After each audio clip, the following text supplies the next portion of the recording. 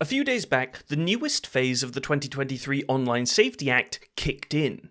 It requires all websites in the UK that host content deemed not suitable for children to verify the user's age before they access it. I've seen a lot of coverage about this over the last couple of days, most of it, no offence, from people that haven't actually read any of the Act. So today, we're going to take a look at what the Act was intended to do, whether or not it's actually fit for purpose, and why I believe that Labour's choice to stand by one particular section of this Act is another step towards their political suicide.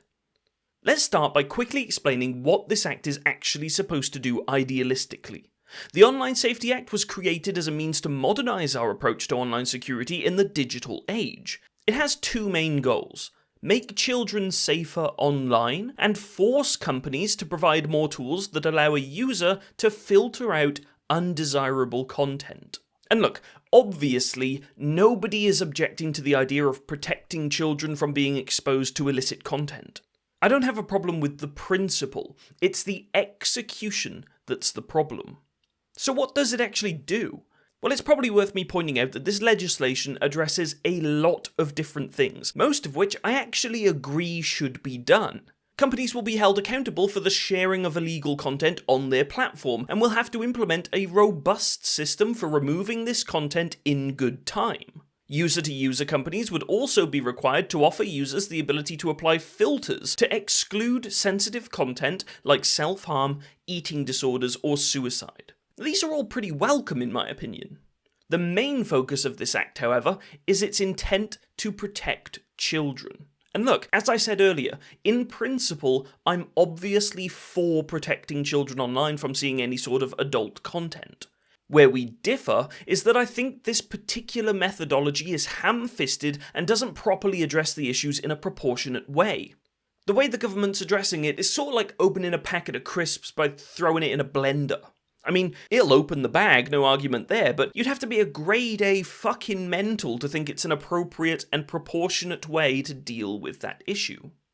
So what have they actually done that's so bad? Well, as of a few days ago, if you're in the UK, you are required to provide a private company with your personal identification in order to access the content you would previously have had access to. You'll notice I'm not using the word porn, and that's not because I'm skirting around the issue. It's because porn is a small piece of an otherwise pretty broad amount of content that is no longer visible. So far, people have reported that videos of people being arrested at protests have been censored. They've reported that speeches bringing to light the ordeal of actual victims of assault have been censored. Reporting on Gaza has been censored. I'm not one for conspiracy theories, and I really don't think this is some grand conspiracy to prevent reporting on this stuff, but the collateral damage of this very sloppy piece of legislation is already very clear.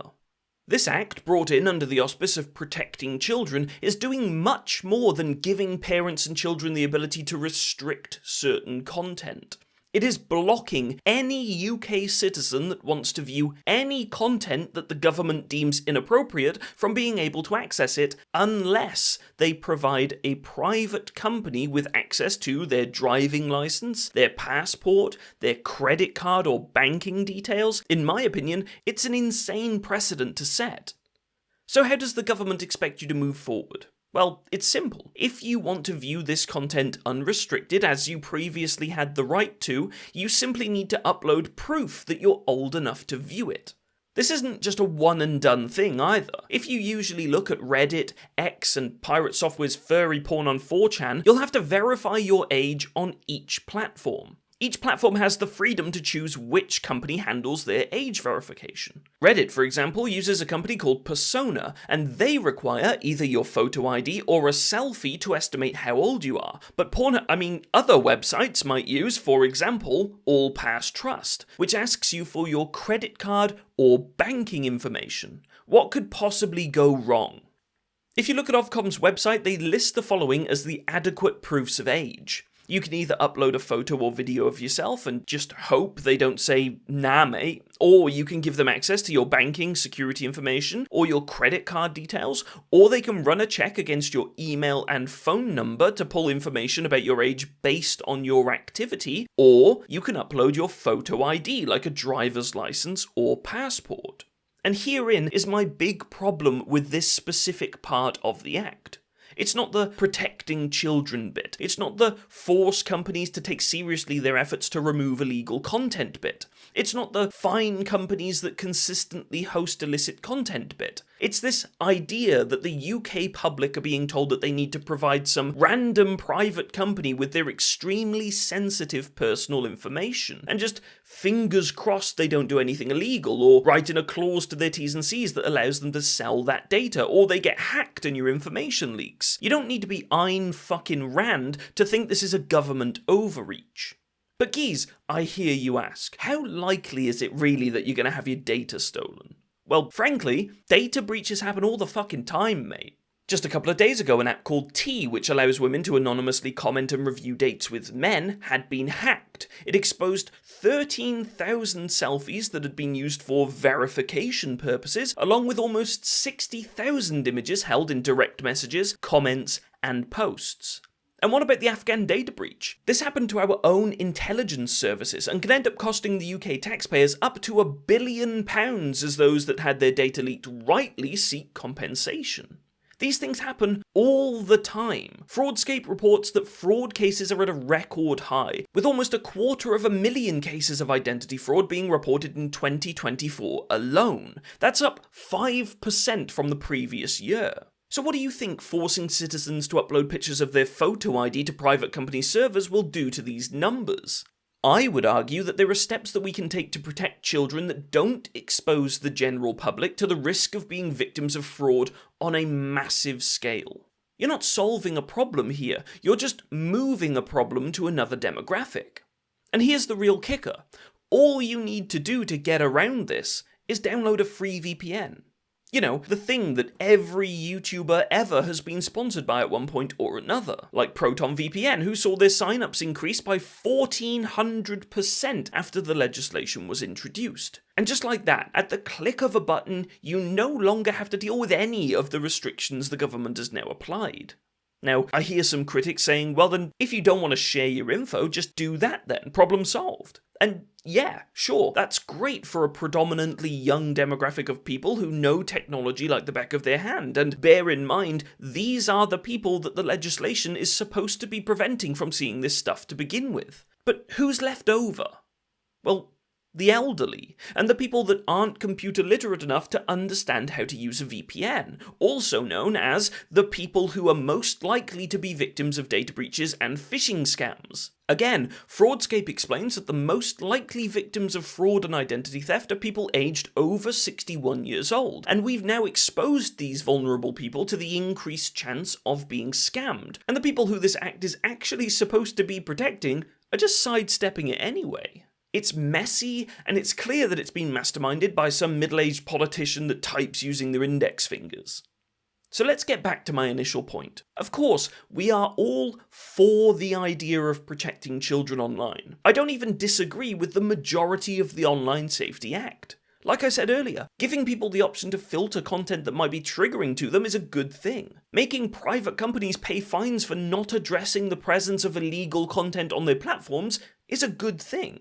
My sole issue is that this one specific part of the legislation that requires those that don't understand what a VPN is to hand over sensitive data about their personal banking or their photo ID is the equivalent of trying to kill an ant with an AK-47. It's a rotten slice of an otherwise perfectly good pie. Just days after the ID requirements were put in place, a petition was launched to repeal it. The petition ended with over 380,000 signatures, legally requiring the government to review and respond to it. The government reviewed it and responded by saying, nah. Both Apple and Wikipedia are currently suing the UK government in response to the bill, stating outright that not only are the requirements hugely cumbersome, but also infringe on the security guarantees that they afford their customers, which is actually a very rare W as far as Apple lawsuits go. It's also worth noting that the Act also attempted to force messaging services like WhatsApp to hand over access to personal messages at the behest of the UK government, despite the end-to-end encryption that prevents even WhatsApp being able to read your messages. After the messaging companies explained to these boomer-ass fucking dick-for-brains that not being able to read the messages is kinda the point of the end-to-end encryption, they amended the act to not enforce it until it becomes technologically feasible to do so. And let me tell you, if there's no left-wing parties that are willing to call out this absurd bullshit at the next election, I can't even blame people for voting reform. The idea that if you're not willing to give a private company access to your passport so you can see reporting on Gaza or watch a 6'5" woman fart into a gas mask while calling me a bad boy is right-wing, then the left is fucking doomed. We're living in a world where you need to age verify your Spotify account for fuck's sake, and if you fail the age verification, your account will be deactivated and deleted. It's a shit show. And just when I didn't think the world would be any more topsy-turvy, I find myself being forced to defend Nigel Farage against some brain-dead Labour cunt. See, Nige came out and, like most people, said this is a huge overreach by the government. It will do very little to help keep children actually safe, and if he gets into government, he will repeal it. The Technology Secretary, Peter Kyle, responded by saying, "Make no mistake, if people like Jimmy Savile were alive today, he would be perpetrating his crimes online, and Nigel Farage is saying that he is on their side."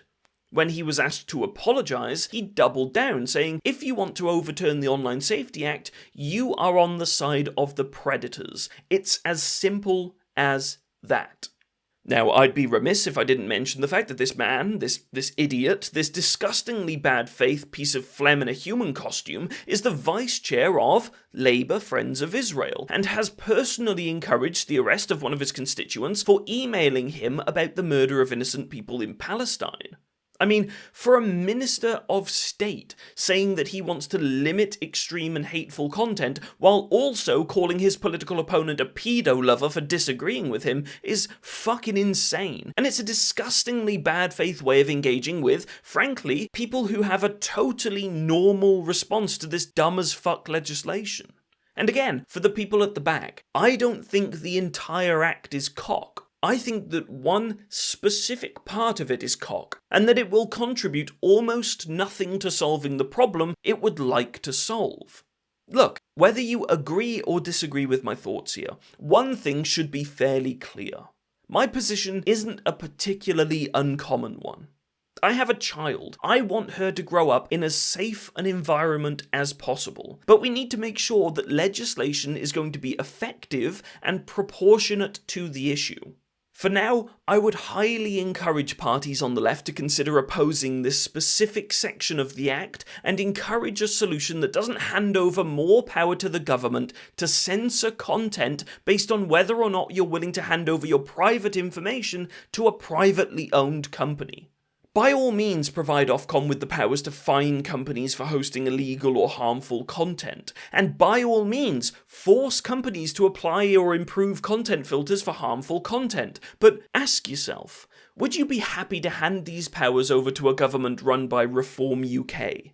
Because I fucking know I would not want Nigel Farage determining what content is deemed to be hateful or terroristic. Thank you for watching. If you liked this video, please do like and subscribe, it really helps. A huge shout out to my voluptuous and pragmatic supporters on YouTube and Patreon. If you'd like to support, you can do so from just £1 a month. The links are in the description. Love you. Bye bye.